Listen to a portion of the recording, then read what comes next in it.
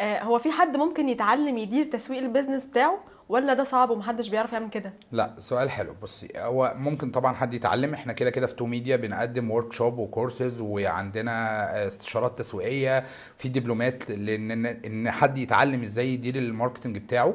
بس هو في فرق، يعني في مشكله في قصه انه يتعلم دي.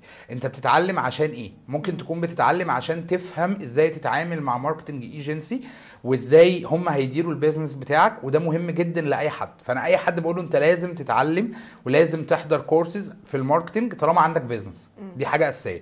ولكن في حد تاني بيقول لك انا عايز اتعلم عشان اشتغل بايدي، فانا بقول له انت تقدر تعمل ده، بس لازم تكون فاهم ان ده مش هيجي من مجرد ما تخرج من عندي من الكورس بتاعي هتروح تعمل كل حاجه بنفسك من اي تو زد. احنا اكيد. كمان كنا لسه قايلين ان الموضوع بيحتاج تيم.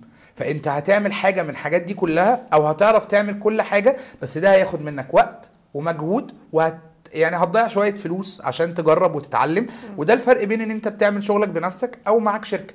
مم. فطبعا احنا اوريدي كده كده بنقدم الكورسز دي عشان اي حد حابب يتعلم، زي ما قلت، لا اما يكون فاهم او يتعلم فعلا بنفسه عشان يعمل ده. والاهم بقى من كل ده الناس اللي عايزه تخش اصلا الماركتنج، عايزه تشتغل فيه.